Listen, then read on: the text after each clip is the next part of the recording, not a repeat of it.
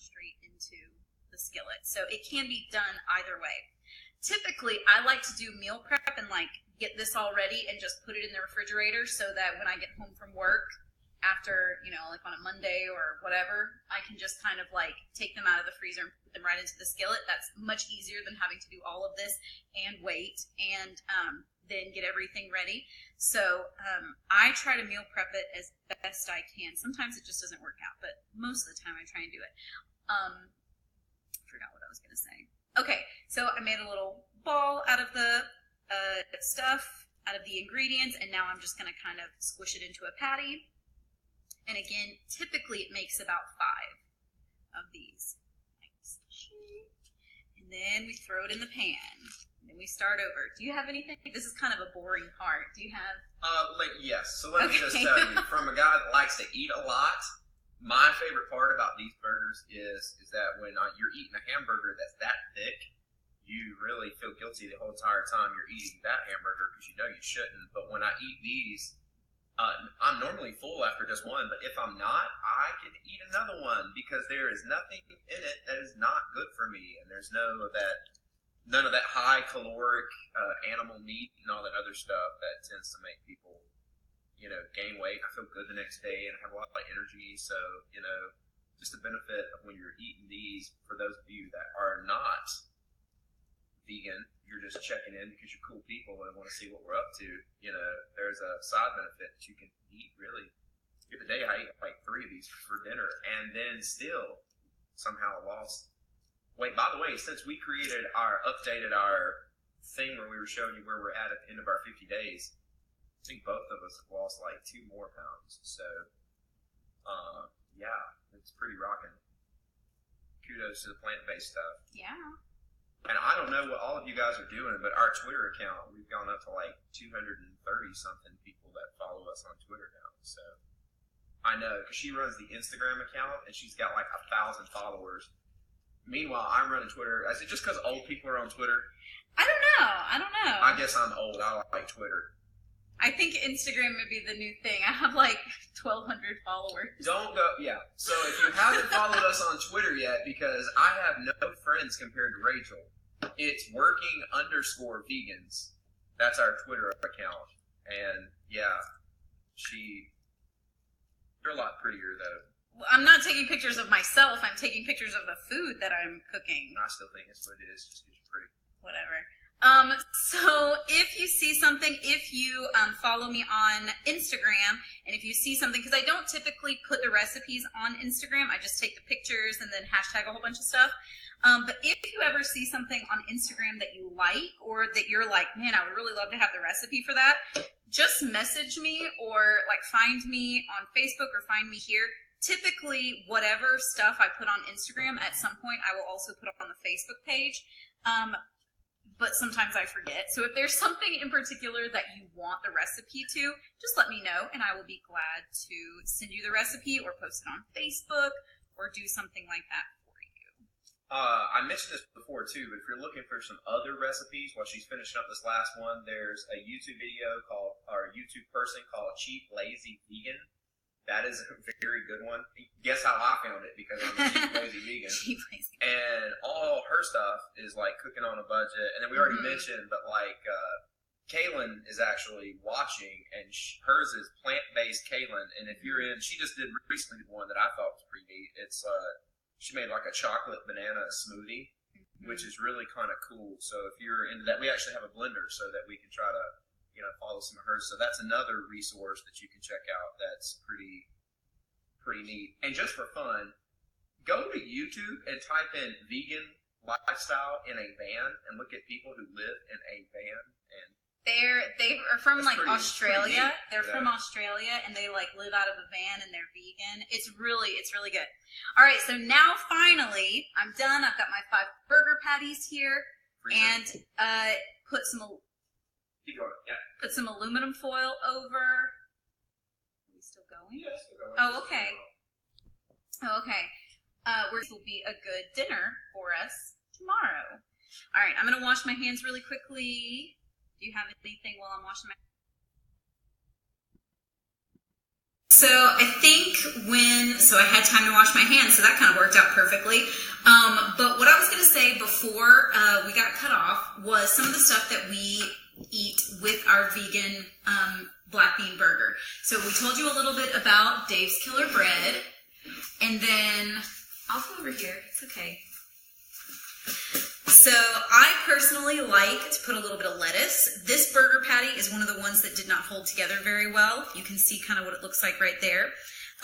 It does, once you cook it, actually look like what a burger would look like if you just forget about the little flakes of carrots that you can see. So I would say that if you are vegan and maybe the rest of your family isn't vegan, this is probably something that everyone can enjoy because, like Josh was saying, you don't get that really full feeling like if you were to eat a really big hamburger made out of beef.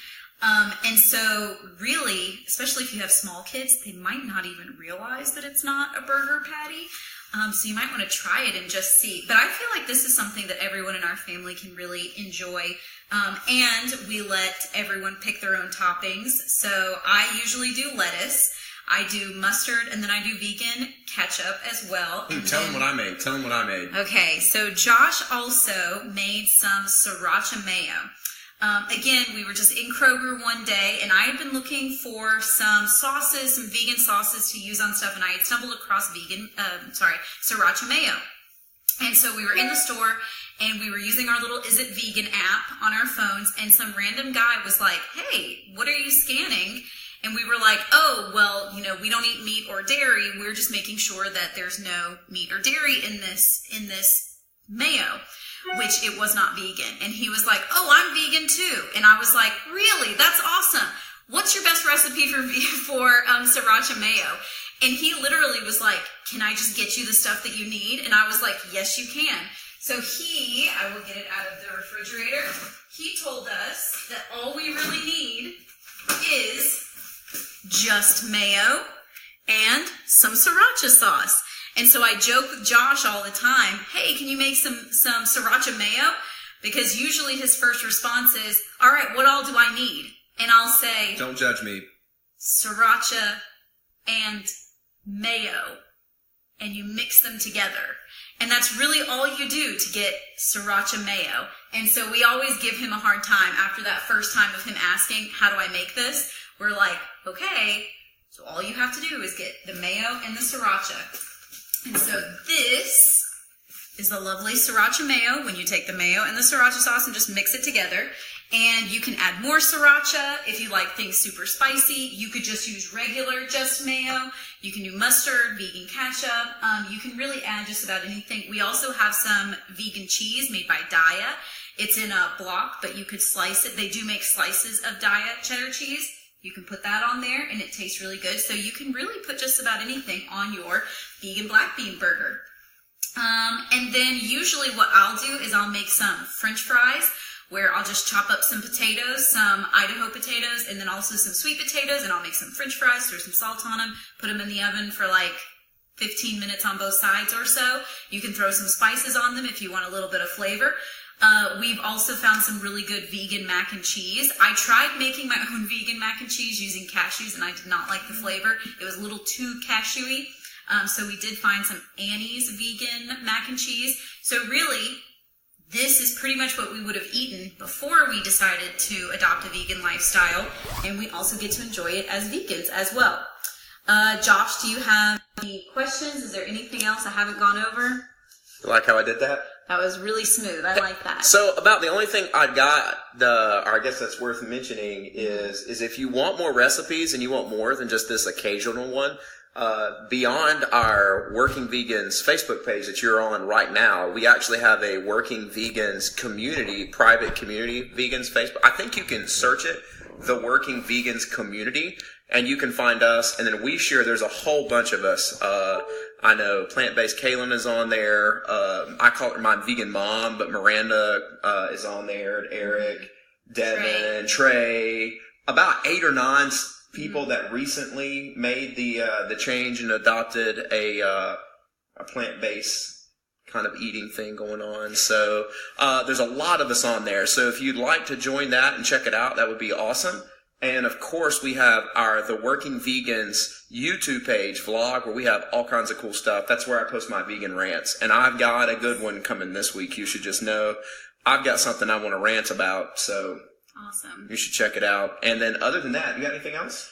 No, just again, I've said this a couple of times in some of my videos. When I first got started, Josh would say like, I wonder if this could be vegan. And so my first resource was to go straight to Pinterest. I think that's pretty much what any lady these days would probably do. So this is how I found this recipe. And obviously we've modified it a little to the way that we like it. I'm trying to think. And a lot of times it's kind of funny because we'll watch television or we'll see other people on Facebook who are posting about, food that they're eating, and we'll kind of go, could we do vegan chicken wings? And interestingly enough, we can do vegan chicken wings, and we have done vegan chicken wings, and they were pretty good. So we're always trying new stuff, and really and truly, we just kind of say like, can this be vegan? I don't know. Let's find out. Let's figure out a way to make it vegan. So that's kind of how we find new stuff. And be looking out for something pretty big about something we've got coming out in April. So if you are interested in trying out a vegan lifestyle, but you don't know how to get started, we've got something coming for you in April for that. Be on the lookout for that. We don't want to announce it just yet. It's going to be really cool. And I think that's all we've got now. So if you have anything that you'd like to see the next how-to cooking thing, go to the Working Vegans Facebook page or Twitter. Or Instagram. And post about it. Let us know, because so far, everything that we've done is stuff that you've asked for. And then, I don't know, we're thinking about doing something maybe different next week or the week after that, where we get together and maybe do like a Q&A. So if you have questions that you want us to answer, email those to us. No questions too big or too small. And we'll go from there. So, yeah. Thank you for tuning in to the Working Vegans. Keep working hard and living well.